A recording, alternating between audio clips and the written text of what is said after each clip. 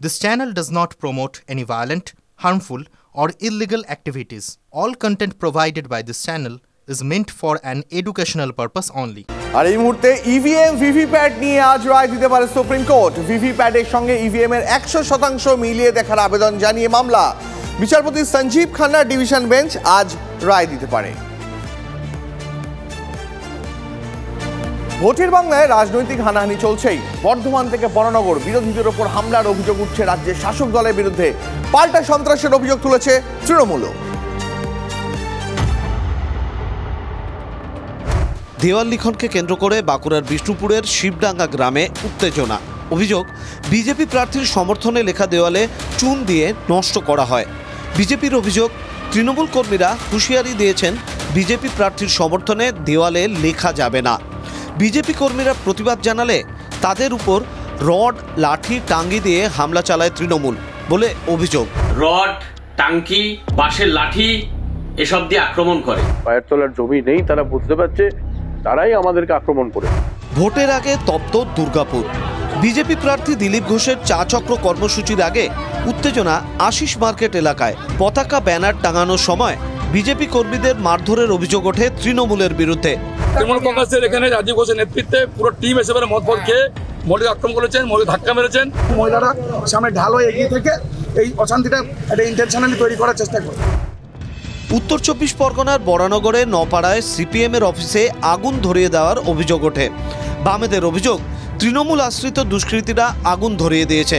তৃণমূল কংগ্রেসকে বুঝিয়ে দেবো, এটা 2011-র সিপিএম না, এটা 2024-এর সিপিএম।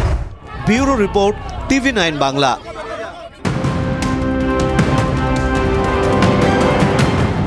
আর এই মুহূর্তে একটা বড় খবর, আজ সুপ্রিম কোর্টে কেজরিওয়ালের মামলা। ইডি গ্রেপ্তারিকে চ্যালেঞ্জ করে সুপ্রিম কোর্টে মামলা। কেজরিওয়ালের গ্রেপ্তারি নিয়ে আজ শীর্ষ আদালতে জবাব দেবে ইডি।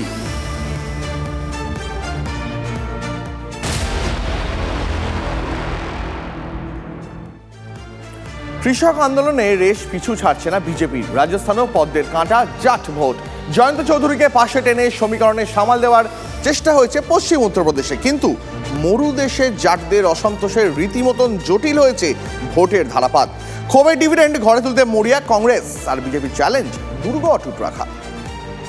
বরাবরই জাতপাতের জটিল সমীকরণের ওপর ভিত্তি করে রাজস্থানের রাজনীতির গতি প্রকৃতি পরিচালিত হয়। 2024-এর লোকসভা নির্বাচনের আগেও তার কোনো ব্যতিক্রম নেই। জনমানুষের প্রতিক্রিয়া বলছে, এই মুহূর্তে জাট অসন্তোষ উত্তরপ্রদেশের পশ্চিম ভাগের মতো রাজস্থানের মাটিতেও বিজেপির জন্য অত্যন্ত বড় ইস্যু। সদ্য সমাপ্ত বিধানসভা নির্বাচন হোক বা 2019-এর লোকসভা নির্বাচন, যে কোনো নির্বাচনে বিজেপির পক্ষেই থেকেছে রাজস্থানের জাটরা। তবুও মুখ্যমন্ত্রী, 2 উপমুখ্যমন্ত্রীর পদ দূরে থাক, রাজস্থানে বিজেপির নতুন মন্ত্রিসভায় একজন বাদে কোনো জাটমুখী জায়গা পাননি। জাটদের সেই অসন্তোষই এবার জাতপাতের সমীকরণে বিভক্ত রাজপুতানায় লোকসভা ভোটের বড় ইস্যু হয়ে উঠতে পারে। বিজেপির বিরুদ্ধে ক্ষোভের স্ফুলিঙ্গকে তাই ভোটের ময়দানে হাতিয়ার করতে চাইছে কংগ্রেস।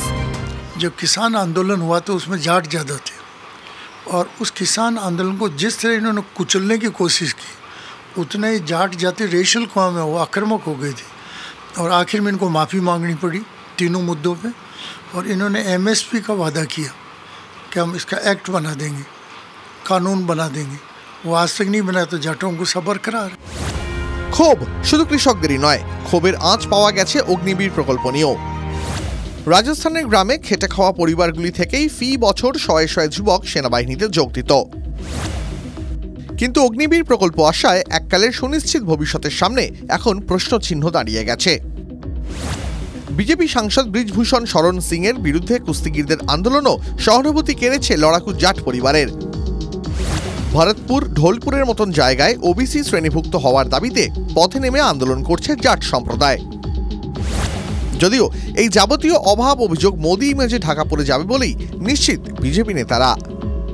এই তত্ত্বকে কোনোভাবেই মানতে নারাজ বিজেপি।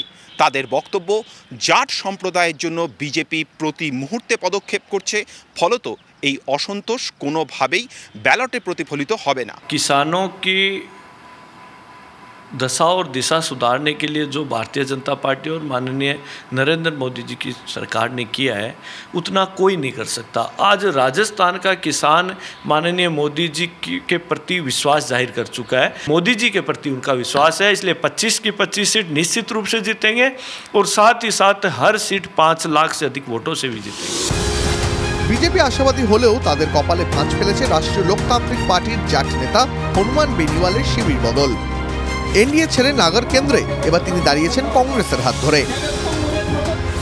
কৌশল হিসাবে তার বিরুদ্ধে পাল্টা জাট প্রার্থী দিয়েছে বিজেপি।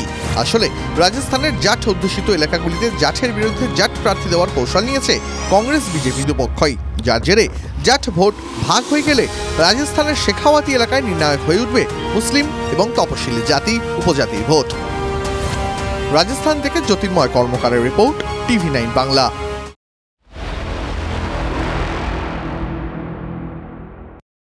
এরপর যে খবরে নজর রাখবো, নিউটাউনে 10 বছর ধরে ঘরবন্দি মানসিক ভারসাম্যহীন দুই ভাই। নুন আনতে পান্তাপূর্ণ সংসারে ছেলেদের জন্য বিপুল চিকিৎসার খরচ বহন করা সম্ভব হয়নি, তাই দুই ছেলেকে ঘরবন্দি করে রাখার সিদ্ধান্ত নেন বৃদ্ধ মা বাবা। ঘরের ভিতর না আছে পাখা, না আছে আলো, দরজার গ্রিলের ফাঁক দিয়েই দুবেলার খাবারটুকু দেওয়া হয় দুজনকে। 10 বছর ধরে এমনই অবস্থা নিউটাউনের মণ্ডল পরিবারে। শেষ পর্যন্ত TV9 বাংলার খবরের জেরে ওই পরিবারের কাছে পৌঁছে গেল পুলিশ। আগে বড় ছেলের হলো প্রায় 10-12 বছর পরে দিয়ে আবার ছোট ছেলের দেখা গেল। ওদের একটু মার্বেল প্রবলেম আছে শুনতেছি, ডাক্তার বাবু বলল। না কিছু মাথার ব্রেন খারাপ, বাইরে বেরোলে ক্ষতি করতে পারে। হ্যাঁ, বাইরে বেরোলে ক্ষতি করে।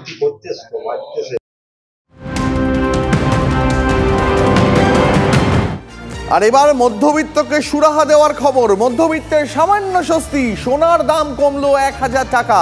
24 ক্যারেট পাকা সোনা প্রতি 10 গ্রাম 72,750 টাকা। 22 ক্যারেট গয়না সোনা প্রতি 10 গ্রাম 69,150 টাকা। একটু সুখবর নিন জানেন তো, কারণ মাঝ বৈশাখে প্রবল গরম বাড়ার পূর্বাভাস। 3 দিনে 2 থেকে 4 ডিগ্রি সেলসিয়াস তাপমাত্রা বাড়তে পারে। আজকাল রাজ্যের 4 জেলায় তাপপ্রবাহের লাল সতর্কতা। অন্তত শনিবার পর্যন্ত 18 জেলায় তাপপ্রবাহের আশঙ্কা। একাধিক জেলা তীব্র তাপপ্রবাহের কবলে পড়তে পারে। শুধু দক্ষিণবঙ্গই নয়, উত্তরও হানা তাপপ্রবাহের। মৌসুম ভবন বলেই দিচ্ছে, এপ্রিলের বাকি দিনে নিস্তার পাওয়ার বিন্দু মাত্র আশা নেই। হিট স্ট্রোক থেকে বাঁচতে সতর্ক থাকার পরামর্শ চিকিৎসকদের।